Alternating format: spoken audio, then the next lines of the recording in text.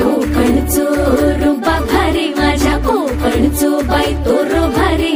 दिसते भारी गणपतीची स्वारी अन आला धादिस मामाच्या घरी मालवण चिपळूण सावंतवाडी माझ्या कोकण गावांचो दिमाग भारी दिसते भारी गणपतीची स्वारी माझ्या कोकणा वाटे तुम्ही वलवा गाडी धमाधमान हाका गाडी माझ्या कोकणचो रस्तो नागमोडी कारी न येवा बशी न येवा नाही तर सुसाट आगीन गाडी